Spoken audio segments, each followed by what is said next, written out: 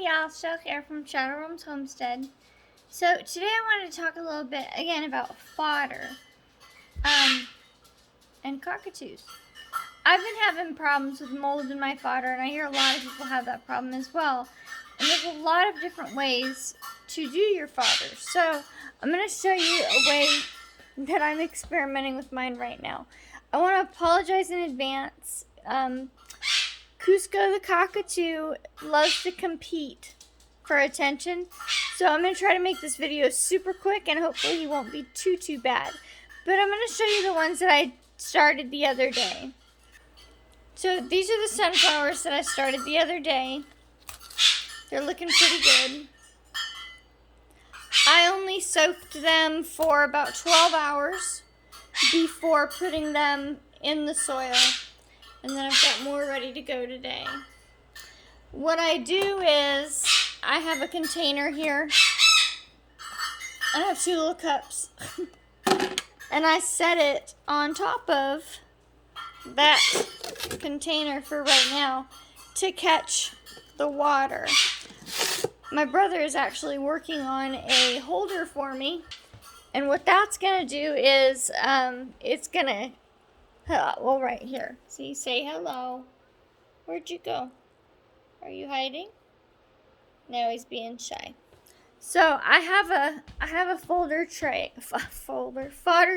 Here it is. This is where I grow most of the fodder. So we're gonna make a bucket to line each of these trays, or each of these holes. It's gonna hold 2 trays, because I don't have very many of these to sacrifice, and so then that way I can use all of my space. This is the wheat that I started 2 days ago, and then this is the wheat that the barley I started 2 days ago. Thank you, Cusco. So let me show you what I'm gonna do. So I've got my soil. Normally I would use compost, but right now my compost is not ready. Unfortunately, it got mixed with some fresh chicken droppings, and so it's a little too strong right now, so that's okay. Soon it'll be good to go. And here's why I like it to be like potting soil, stuff like that's not a good idea. Just dirt, anything really. You can use really anything if you're not doing so good with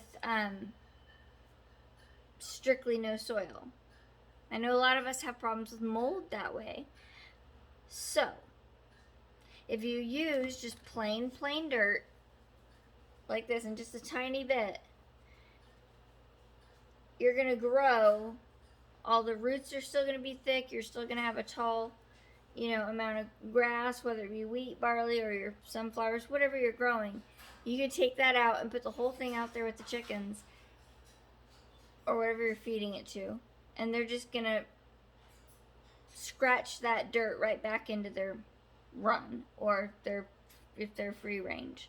For my rabbits, I cut the grass off and give them the grass, and I'll give the chickens the roots. So let me show you how I'm going to do my sunflowers. So ground. Alright, so we're going to do the sunflowers real quick. And it's probably going to look like I'm using a lot of the seeds. It is exactly a 1/4 cup of dried seeds. And then, of course, when they get wet, they tend to expand. You do want to use a lot of seeds because if you're doing it for fodder, you want to have a large cluster. Now, obviously, if you're doing this to plant sunflowers, then no, you don't want to do that.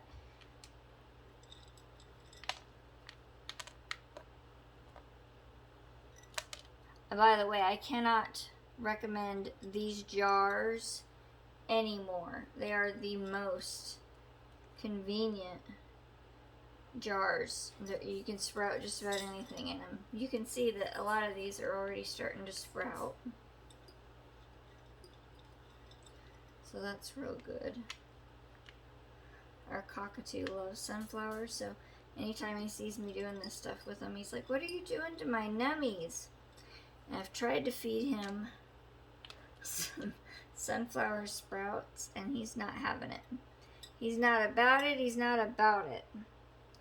And then if you want, you can mix it a little, not mix it, I'm sorry, that's the wrong word to use. No. You can spread it like that to make sure it's a little more even. Because I'm sure we're not all perfect at distribution of seeds. So there we go. And then you want to add another thin layer, just a thin layer of soil, dirt, cocoa coir, compost, whatever you're using.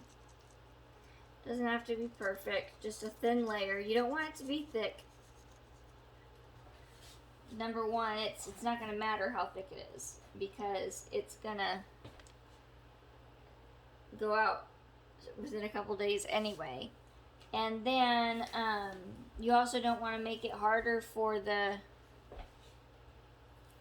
roots to create a root mat. You still want a really good root mat for nutrition. So you just want a thin. You want to make sure that they're all covered, though. That's the important part, that everything's covered.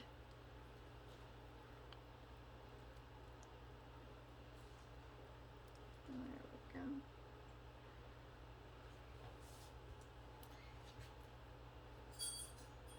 we go. My husband and my brother, they do all the cooking, and I don't cook at all. My cooking's terrible. And I'm sure they don't enjoy me constantly bringing dirt into the kitchen and using their utensils in the kitchen for dirt. So let's take a look at that. It looks pretty covered. It doesn't look like I missed anywhere. So I'll go ahead and I'll give it a little pat.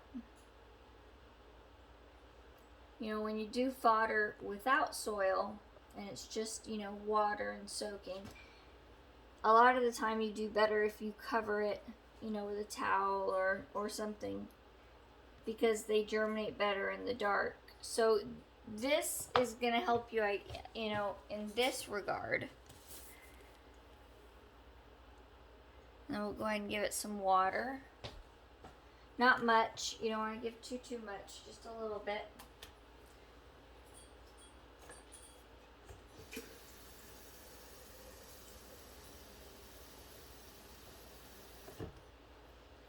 And lately, I've only needed to water once a day.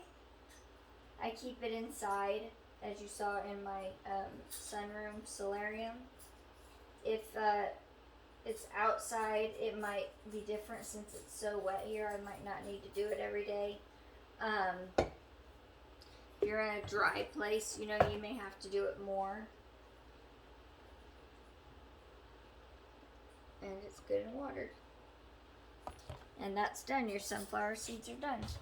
And it's the same concept for any other seed here, or grain seed, whatever you want to call it.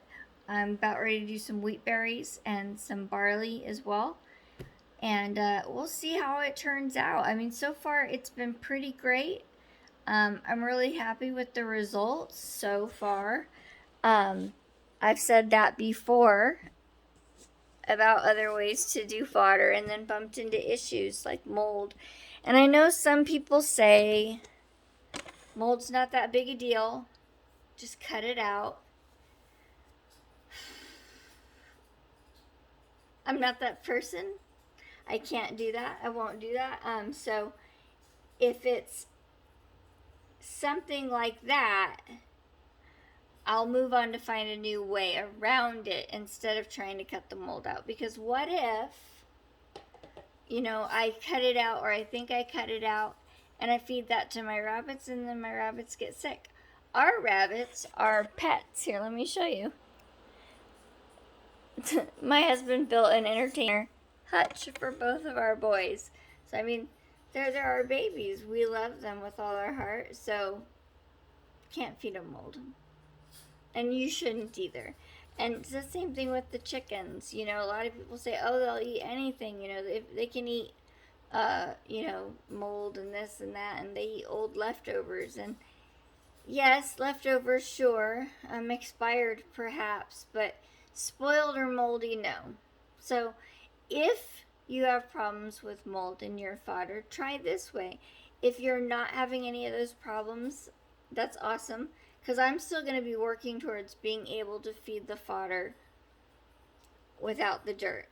Why? Because I know that the nutrition gained from that root mat is amazing. But I also know my chickens, and they're not going to leave a root mat even in that soil, because they are beasts with massive appetites. They are ravenous, and they never leave anything behind when it comes to their sprouts.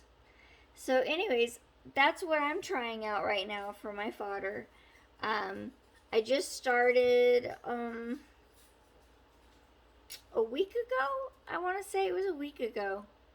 And so far, like I said, great results. A few things I'm going to tweak, like how many seeds to add and how to this and how to that. And this first one, I used the compost, and it had too many wood chips in it. So I'll have to use a different compost as well. So just different things like that. So anyways, as always, thanks for watching. Please like and subscribe. And all one.